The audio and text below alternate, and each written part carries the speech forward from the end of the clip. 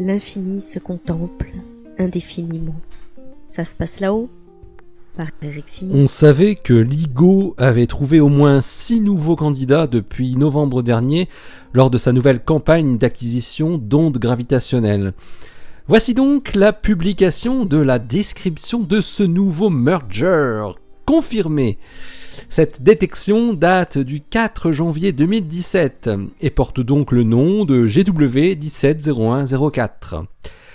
La collaboration LIGO, Interferometric Gravitational Wave Observatory, publie sa découverte toujours dans la prestigieuse Physical Review Letters.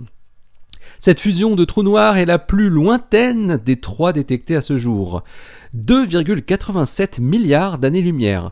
Presque 2 fois plus loin que la première fusion détectée, la fameuse GW 150914. La masse des 2 trous noirs, qu'ont pu déduire les chercheurs des collaborations LIGO et Virgo, est respectivement de 31,2 et 19,4 masses solaires. Il s'agit donc encore de trous noirs relativement gros. Le signal gravitationnel a duré moins de 10 dixièmes de seconde. Ce nouveau signal est très semblable aux 2 premiers détectés. Cependant, les chercheurs ont trouvé un élément intéressant, cette fois-ci dans le signal de GW 170104.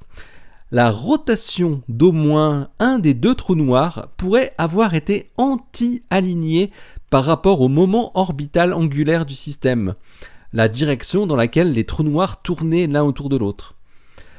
L'indice d'anti-alignement est cependant assez faible, mais même s'il est significatif. Un tel phénomène, s'il est observé souvent dans de futures observations de fusion de trous noirs, pourrait alimenter le scénario de formation des couples de trous noirs appelé capture dynamique. Dans ce scénario, les trous noirs évoluent au départ totalement indépendamment l'un de l'autre, puis se retrouvent attirés l'un par l'autre au gré des interactions avec une forte densité en étoiles, puis finissent par être liés gravitationnellement. Ce scénario de formation est le concurrent du scénario appelé évolution d'enveloppe commune. Dans ce dernier, les 2 trous noirs naissent et évoluent dans le même système, un système d'étoiles binaires, et leur rotation intrinsèque est alors nécessairement alignée avec le moment angulaire total. C'est très exactement le 4 janvier à 10h11 et 58 secondes, temps universel, que le détecteur de Hanford, dans l'état de Washington, a détecté le train d'ondes gravitationnel. Et 3 millisecondes plus tard, l'interféromètre de Livingstone, en Louisiane, l'a détecté à son tour. Les données étant envoyées en quasi-temps réel dans plusieurs laboratoires pour être analysées, c'est un chercheur allemand qui a reconnu très vite le signal. Les chercheurs ont également produit rapidement la zone du ciel d'où pourrait provenir ce signal de fusion de trous noirs pour la fournir à plus de 80 groupes de recherche pour qu'ils observent très vite dans ces directions à la recherche d'éventuelles contreparties dans de très nombreuses longueurs d'onde, y compris des neutrinos. Bon, aucune contrepartie n'a été trouvée pour le moment, mais la quête va se poursuivre. Cette 3e détection directe de fusion de trous noirs vient asseoir fermement à la fois la relativité générale, dont la physique explique les ondes gravitationnelles observées, et à partir de leurs données, les physiciens se sont même amusés à évaluer quelle devrait être la masse du graviton si ce dernier avait une masse. Ils obtiennent ainsi une limite supérieure et elle vaut 7,7 10 puissance moins 23 électronvolts.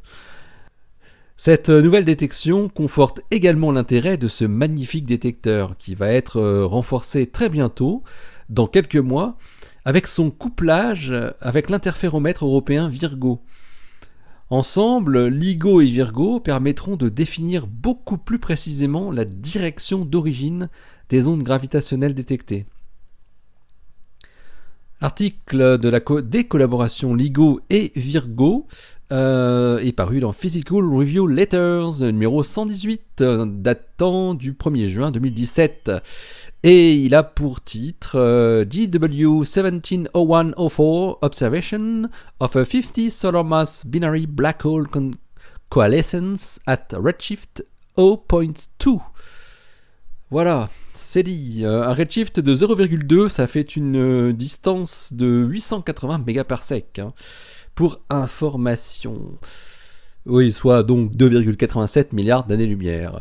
Allez, restez bien à l'écoute sur le www.ça-se-passe-là-haut.fr. Ça se passe là-haut, le blog où l'univers des ondes gravitationnelles et des fusions de trous noirs se contemple indéfiniment. Vous retrouvez cette émission toujours sur vos plateformes préférées, iTunes, PodCloud, YouTube, celles que vous désirez, celles que vous souhaitez et que vous préférez. Et d'ici la prochaine, donc, portez-vous bien, restez bien les yeux vers le ciel et les pieds sur terre. Allez, salut!